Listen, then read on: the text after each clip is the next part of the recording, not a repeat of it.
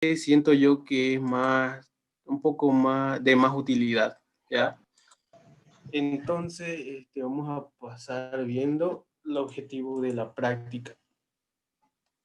Los objetivos de la práctica son estudiar el método de análisis volumétrico de formación de complejo, estudiar los principios de la estandarización de soluciones titulantes de EDTA, ¿ya? Entonces, en esta técnica también nosotros tenemos que hacer como que la validación de la concentración de la solución titulante, que en este caso eso se llama estandarización.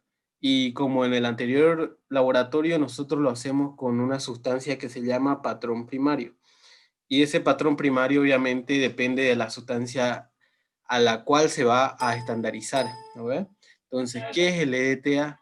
El EDTA es una sal que es orgánica, que en realidad EDTA es como una abreviatura, pero es el ácido etilendiamín tetracético, ¿ya? Ese es el EDTA. El EDTA es una sustancia acomplejante que reacciona con iones metálicos. Con todos los iones metálicos reacciona y los acompleja, es decir, que hace que se formen iones complejos con todos los cationes. Y la característica principal, que esto también ayuda mucho en los problemas de resolución, es que el EDTA siempre reacciona con una estequiometría 1 a 1 con cualquier tipo de ion metálico, ya sea con el potasio, con el calcio, con el aluminio, con el plomo, con todos esos reacciona 1 a 1. Es decir, hasta puede reaccionar con un metal que tenga una valencia +6, ¿ya? Esa es su capacidad, máximo hasta +6. Y en cualquiera de las valencias o números de oxidación, +1, +2, +3, +4, +5, +6, siempre reacciona con una estequiometría 1 a 1. Entonces, ni siquiera es necesario realizar la reacción, digamos, para demostrarlo en un problema, porque siempre va a trabajar con 1 a 1, ¿ya? Y también aquí vamos a ver algo muy importante, que es realizar la determinación del calcio y el magnesio en muestras de agua, que esto ya lo hacemos como un análisis preventivo, ¿ya? Ya le voy a explicar a qué se refiere eso. En cuanto al fundamento teórico, aquí ya les comento vamos a leer lo que les comenté hace ratito. Las reacciones de formación de complejo pueden utilizarse en el análisis volumétrico para la determinación de casi todos los iones metálicos. Como agentes acomplejantes se utiliza con asiduidad algunas aminas con grupos de ácido carboxílico. El ácido etilendiamino tetracético, como EDTA, es el que más ampliamente se utiliza en esta clase de determinaciones, ¿ya? La dureza del agua se determina generalmente con la valoración complexométrica o complejométrica con una sal disódica de EDTA, ¿ya? Que suele representarse como 4 hidrógenos y una I. Compuesto que actúa como ligando polidentado, es decir, el EDTA actúa como un ligando polidentado frente a numerosos iones metálicos, con los que origina diferentes complejos quelatos, de diferente estabilidad según el pH del medio. El punto final de valoración se pone en manifiesto utilizando indicadores metal crómico, ¿ya? Que suele ser un colorante orgánico que forma quelatos colorados con los iones metálicos a valorar. Entonces, en este tipo de determinaciones se utilizan dos indicadores que se llama negro de eriocromo T y también otro que se llama murexida, ¿ya? Pero aquí estas imágenes revelan lo que les comentaba. En cuanto a la dureza, ¿qué se refiere a la dureza? Yo creo que con el ingeniero han visto algo de eso, o tal vez no, no sé. La dureza del agua no significa que esté, o sea, que esté con una textura dura, digamos, ¿no? Sino que la dureza, cuando estamos hablando del agua, significa eh, qué tanto calcio o qué tanto magnesio tienen en forma de carbonato o bicarbonato, ¿ya? Esa agua, obviamente disuelto, digamos. Entonces, si tiene mucha concentración de calcio y magnesio en forma de carbonato o bicarbonato, significa que esa agua es dura. Sin embargo, si tiene muy baja concentración de las sustancias que les mencioné antes, significa que el agua es blanda, ¿ya? Entonces, agua dura, alta concentración de esas sales, y aguas blandas significan aguas que tienen baja concentración de esas sales. Ahora, cuando hablamos de la dureza, puede haber dureza temporal y dureza permanente. La dureza temporal significa que se puede eliminar por el calentamiento, se puede eliminar por el calentamiento de las aguas.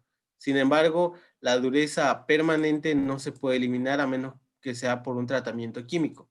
Entonces, si se dan cuenta, este es un tubo, o sea, lo agrandé la imagen, este es un tubo donde se transporta agua, ¿ya? Agua que también se calienta. Obviamente en los procesos de transformación en la industria siempre se trabaja con agua caliente y vapor.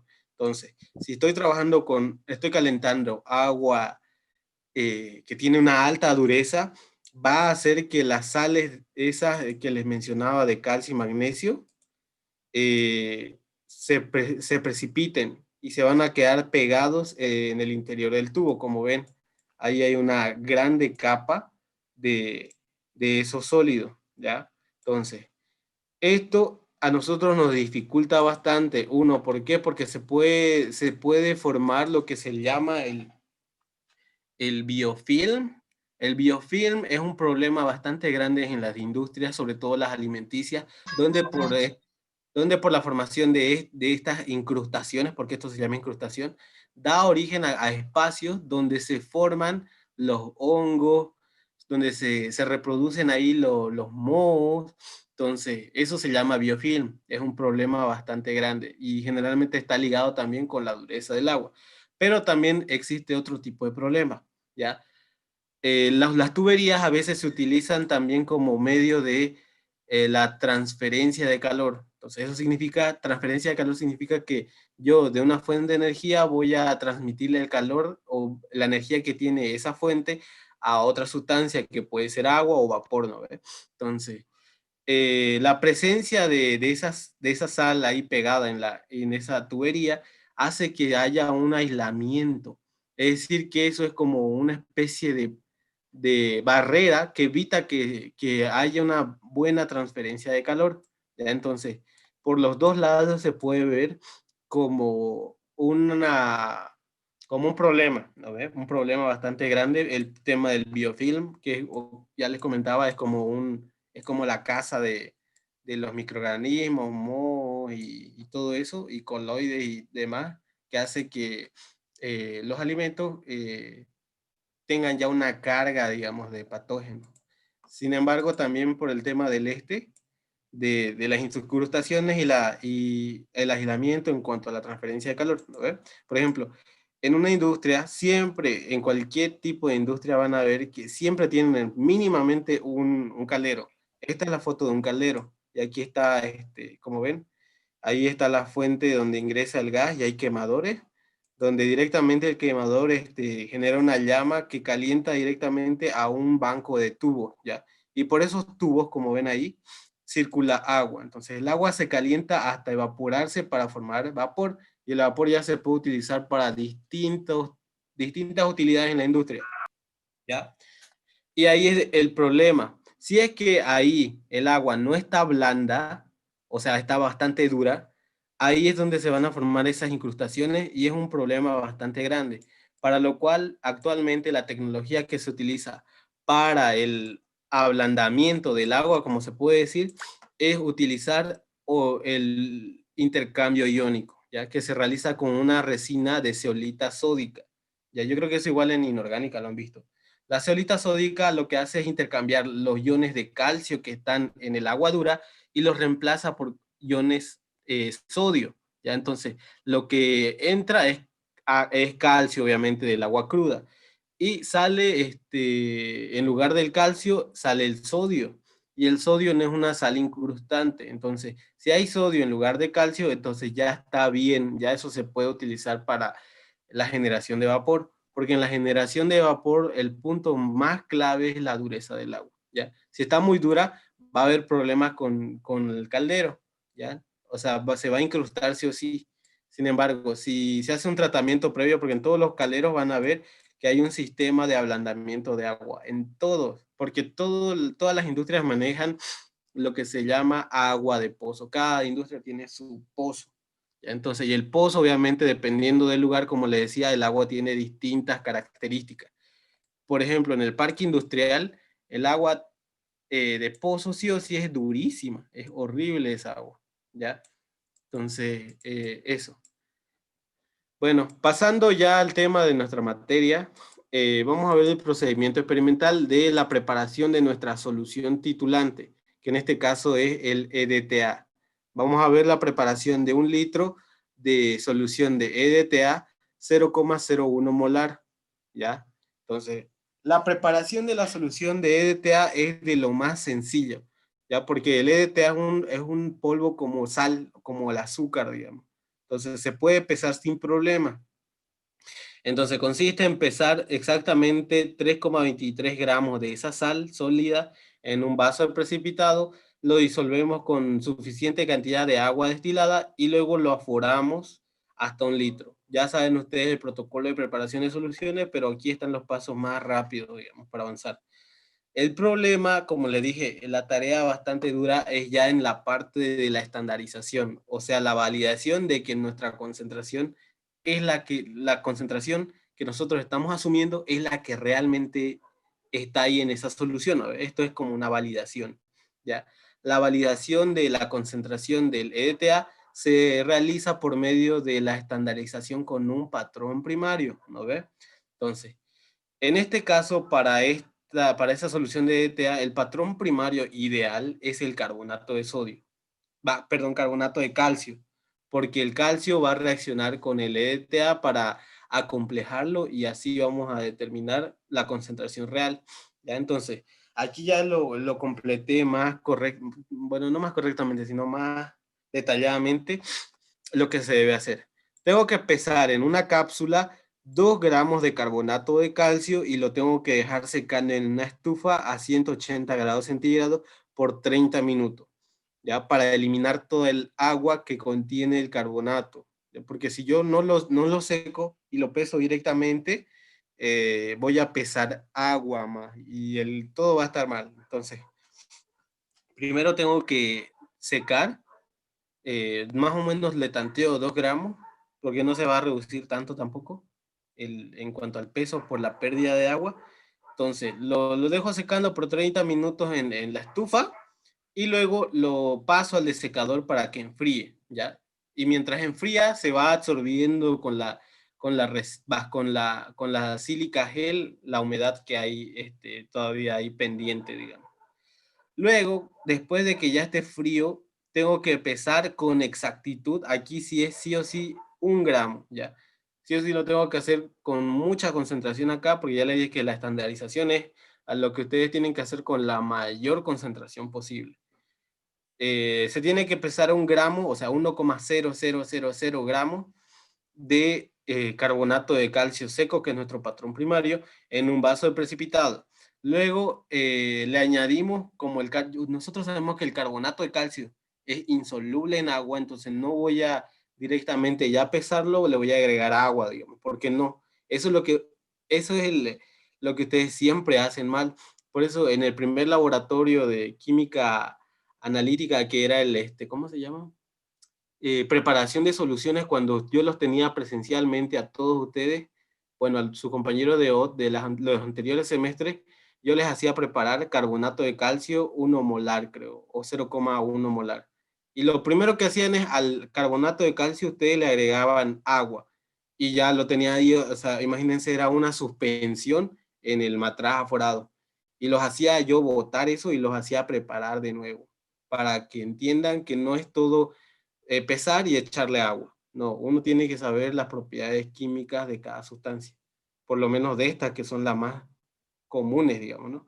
Entonces, el carbonato de calcio es insoluble en agua. Por lo tanto, tengo que disolverlo con un disolvente adecuado, que es el ácido clorhídrico. Cuando yo disuelvo, le voy a agregar 2 ml de ácido clorhídrico concentrado y eso ya va a formar lo que se llama el cloruro de calcio, que sí es soluble en agua. Entonces, le agrego los 2 mililitros de ácido clorhídrico concentrado y luego le añado agua destilada hasta más o menos 400 mililitros. Y luego lo caliento hasta ebullición, ¿ya? Lo caliento hasta ebullición. ¿Para qué? Porque cuando yo agregué el ácido clorhídrico se formaron gases, ya se formó dióxido de carbono. Entonces lo que yo quiero hacer con la ebullición es eliminar esos gases, ¿ya? Cuando yo caliento un líquido, ya sea cualquier cosa, agua o cualquier otra sustancia, se desprenden los gases que están disueltos en esa sustancia líquida. Entonces, para eso lo estoy haciendo. Por la ebullición se van a separar, van a irse al ambiente todos los gases que están disueltos en ese líquido, ¿ya? Luego de calentarlo, obviamente lo tengo que dejar enfriar. Y ya una vez frío, esos 400 mililitros los aforo hasta 1 litro de solución con agua destilada. Y por último lo agito y lo tapo, digamos, ¿no ve? Y sigo con lo siguiente, que como ven acá, tomo 50 mililitros de la solución patrón, que era ya de 1 litro, en un matraz Erlenmeyer de 250 mililitros, ¿ya? A esos 50 mililitros de patrón primario lo voy a condicionar. Voy a condicionar el pH y también voy a precipitar algunas sustancias mediante la adición de 1 mililitro de sulfuro de sodio al 5%. Le agrego 1 mililitro de esa solución y luego le agrego 1 mililitro de solución amortiguadora de hidróxido de amonio y cloruro de amonio, 0,1 molar, que debería tener un pH de 10. Entonces, lo que estoy haciendo es eh, elevando el pH para que el EDTA reaccione selectivamente con el calcio y el magnesio, ¿ya? Porque esa muestra de 50 mililitros ya tiene que tener un pH de 10. Para eso lo estoy haciendo. Porque el EDTA, como les decía, el fundamento teórico reacciona con todos los cationes. Pero si yo acondiciono el pH a un pH definido, va a reaccionar selectivamente solo con algunos. ¿Por qué? Porque cuando yo elevo el pH hasta 10, digamos, los demás cationes van precipitando. Y como está precipitado eso, no va a reaccionar porque el EDTA reacciona con las especies que están en la solución, no en el precipitado. Entonces, para eso lo estoy haciendo, ¿ya?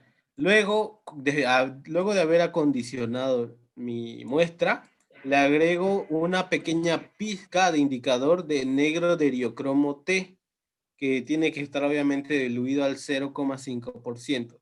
Agito hasta que se disuelva el indicador. Al agregar el indicador van a ver que va a cambiar a un color azul. Y luego,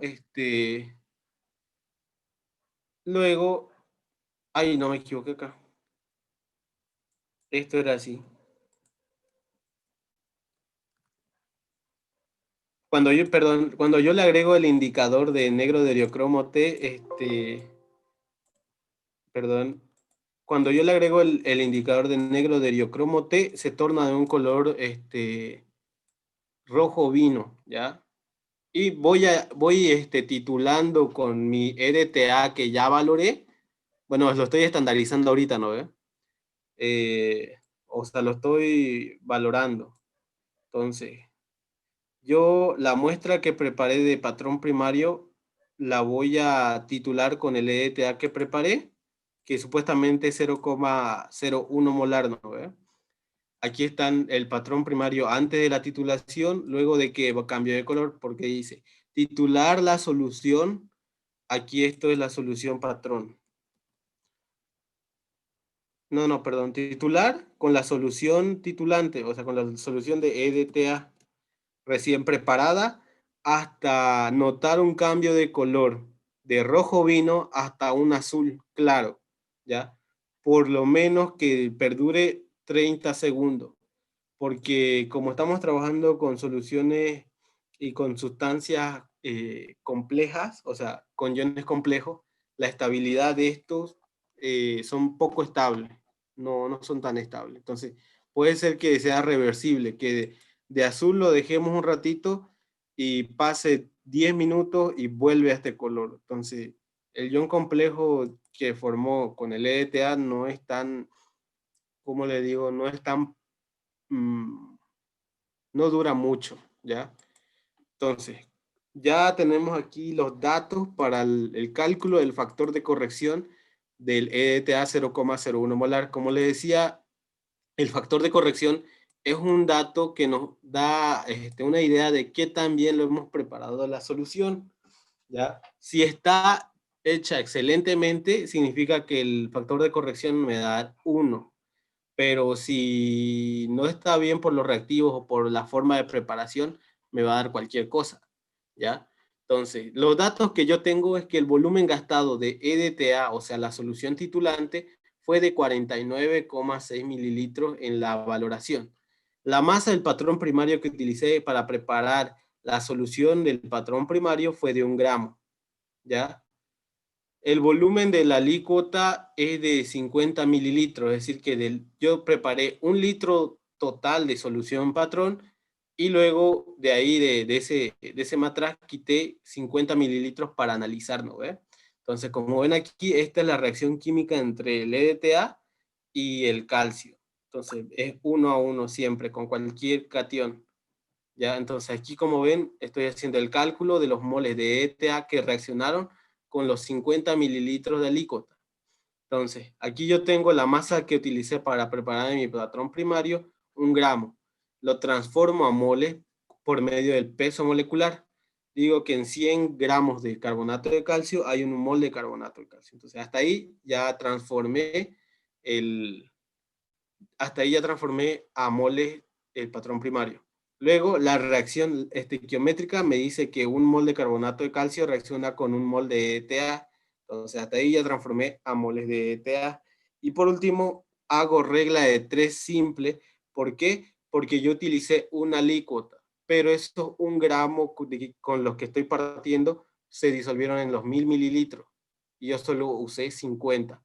Por eso digo que esos 1 gramo en esos 1 gramo yo lo disolví en 1000 mililitros, pero usé aquí 50. Por lo tanto, los moles que reaccionaron con el patrón primario en los 50 mililitros de alícuota fueron 0, fueron, fueron 0,0005 moles de ETA, ¿ya? Y por último, ya aquí calculo la concentración real, aquí está mal, lo vamos a cambiar, de EDTA. Cálculo de la concentración real del EDTA. Entonces, como saben, ya calculé hasta aquí los moles de EDTA. Pucha, aquí sigue mal. Ya calculé anteriormente los moles de EDTA que había en esos 50 mililitros, ¿no ve? Entonces los copio aquí, mole, y los divido entre el volumen gastado. Si divido mol sobre el volumen gastado en litros, me va a dar su molaridad. Entonces la molaridad real del EDTA es de 0,10081 molar. Entonces no hubo tanto error en la preparación de la solución de EDTA. Y por último, calculo el factor de corrección, que sería 0,100081 entre la concentración teórica o la que yo supuse que iba a estar, que es 0,1. Entonces, el factor de corrección fue de 1,0081. Entonces, es un buen factor de corrección. Y ya por último, vamos a realizar, vamos a ver el tema de cómo lo vamos a usar esa solución ya valorada de ETA. Vamos a aplicarlo para la determinación de la dureza total del agua de pozo, ¿ya? Entonces, aquí como ven, lo primero que hago, el primer paso es tomar una muestra de agua de pozo, ¿no? Entonces, voy, tomo mi muestra en una botellita. Si es que tiene algún tipo de tierra o sedimentos, tengo que filtrarla previamente. Luego tomo 50 mililitros bien medidos con una pipeta afuera de la muestra en un matraz Erlenmeyer.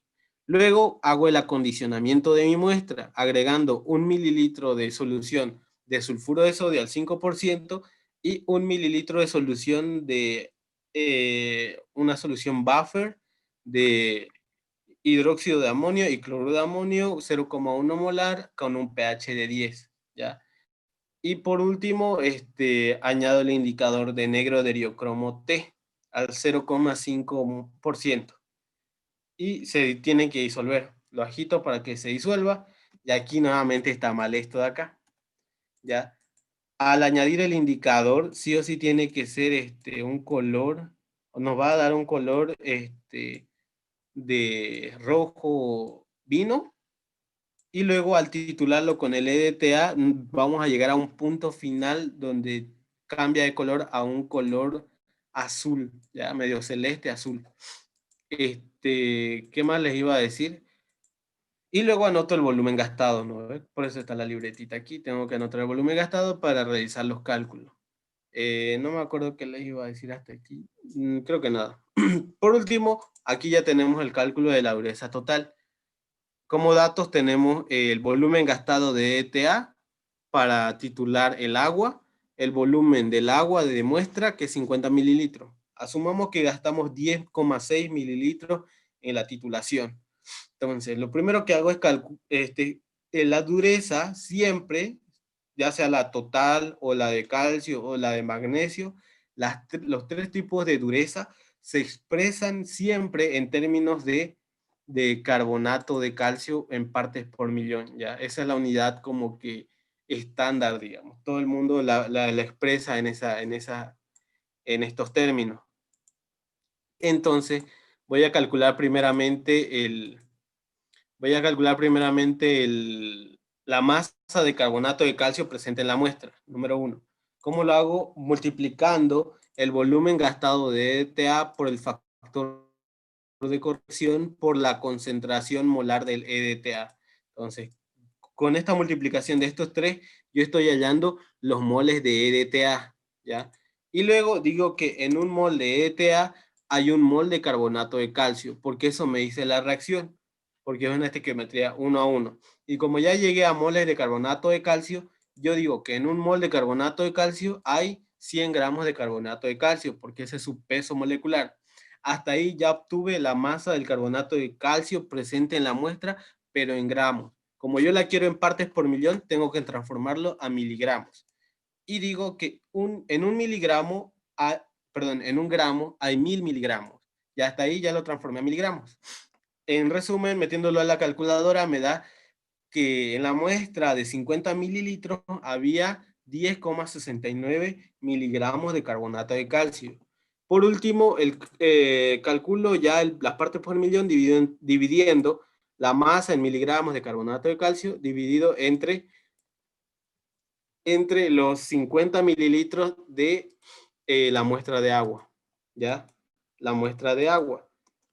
Y resultándome que tengo una concentración de carbonato de calcio de 213,8 partes por millón, ¿ya? Entonces, si ven acá, yo tengo nuevamente la norma boliviana 512 que les había comentado la anterior clase, y estamos viendo aquí los requisitos químicos para el agua potable de dureza total debe ser como máximo 500 partes por millón. Entonces, si nosotros, si esto fuera, ¿cómo les digo? Si esto fuera una muestra de agua que vamos a consumir nosotros, en cuanto al parámetro de dureza total, estaría bien, o sea, es aceptable porque está a menos de 500 partes por millón. Pero si está arriba de 500 partes por millón, ya está incumpliendo en un parámetro. Entonces, no se puede utilizar esa agua como agua potable. Pero ahora, volviendo al tema de los calderos, generalmente los calderos tienen que tener como máximo una dureza de 50 partes por millón, ¿ya? O sea, lo máximo que yo puedo tener de partes por millón en agua que yo voy a utilizar para la generación de vapor es de 50. Entonces, por ejemplo, este resultado de agua de pozo no da para que yo la utilice directamente como agua para generar vapor. ¿Por qué? Porque va a haber problemas de incrustación. De hecho, lo ideal sería que tenga cero, que no haya nada, que tenga 0 partes por millón de carbonato de calcio. Pero siempre va a haber un límite, digamos, ¿no? Y ese es 50. 50 partes por millón. Si está en 51 partes por millón, no sirve esa agua. Por lo tanto, se debe, o sea, no sirve el agua para generar vapor directamente, sino que se debe hacer un tratamiento de ablandamiento por el intercambiador iónico, ¿no ve? Entonces, recién ahí se puede generar vapor, ¿ya? Por ese problema. Entonces, eso sería todo, chicos. Yo les voy a pasar esta diapositiva para que lo vean y no es más, ¿ya? Eso sería todo porque ya se va a acabar el tiempo. Lo subo al grupo y eso es todo, lo presentan. Voy a programar la presentación de esto y ya con esto concluimos, ¿ya? Hasta aquí no sé si alguno tiene alguna duda o están durmiendo. ¿Son solo 10 laboratorios, Wilmer? Podríamos avanzar más, pero ya no hay tiempo. Yo quiero preguntas que sean concisas, no quiero una pregunta, ¿le puedo presentar tal porque no tenía internet en tal época, digamos? No, eso no me pregunten. Bien. Ah, ya.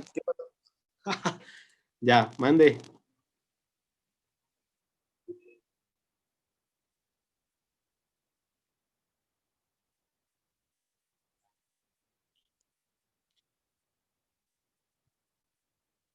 Claro, es una dureza permanente. Porque, ajá.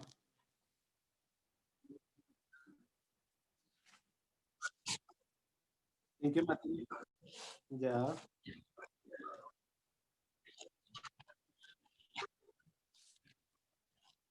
¿verdad? Ya. A ver, buena la pregunta esa de ahí. Eh, es muy específico, ¿no ves? Cuando estamos hablando de dureza, hay dureza temporal, hay dureza permanente, y de eso habla el ingeniero, el ingeniero Rodaizo, el ingeniero Pedraza, es bastante específico con eso. Pero aquí yo lo tengo, sus apuntes del ingeniero Pedraza, y a Gringa le voy a decir qué significaba eso. Gringa, esperen. ¿Qué pasó? Es que son definiciones bien, ¿cómo les digo? Son definiciones bien específicas, digamos, ¿no? A ver, ¿dónde está? Aquí está. No.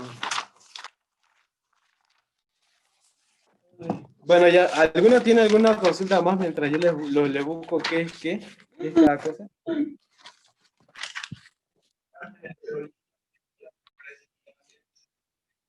Eh, el tema del intercambio iónico es como que muy económico. ¿Por qué? Porque si yo utilizo el intercambio, la resina tiene una capacidad de ablandamiento, es decir, puede ser que dependiendo de su tamaño pueda ablandar, pongan ustedes 100 metros cúbicos de agua, digamos, ¿no? Y luego se tiene que regenerar. La regeneración es haciendo pasar una solución de cloruro de sodio saturado en contracorriente. Se hace esa regeneración para que nuevamente la zeolita llegue cargada de sodio. Por eso se hace pasar este cloruro de sodio en solución para que de nuevo esté chalinga en cuanto a iones sodio en la zeolita. Pero eso también tiene que, después de haber hecho la regeneración, se tiene que lavar y limpiar, ¿ya? Pero en cuanto a la dureza temporal, aquí está, vean, la dureza temporal son aguas que contienen bicarbonato de calcio y bicarbonato de magnesio, ¿ya? Que se pueden eliminar por calentamiento. Eso es la dureza temporal. Y la dureza, y la dureza permanente es la que se refiere a la presencia de cloruros, sulfatos, nitratos de calcio y magnesio, ¿ya? Que no se pueden eliminar por el calentamiento. Solamente se pueden eliminar mediante reactivos químicos, es decir, por precipitación, con reactivos químicos y con tecnologías de ablandamiento, que es lo que hemos visto de la zeolita sódica. ¿A ver? Entonces, eso. En resumen, las temporales son las formadas por bicarbonato de calcio y bicarbonato de magnesio. Y las permanentes son las referidas a cloruros, sulfatos, nitratos y carbonatos, obviamente. ¿No ves? Eso. ¿Qué pasó?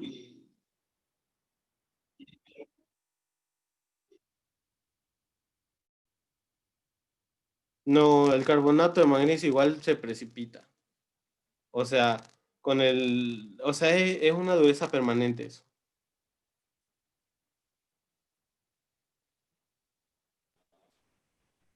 Bueno, en eso quedamos, chicos, ya nos queda menos de un minuto y creo que nadie más va a preguntar nada. Entonces voy a dejar de transmitir y les paso esta presentación. Está bien, gracias, Wilmer.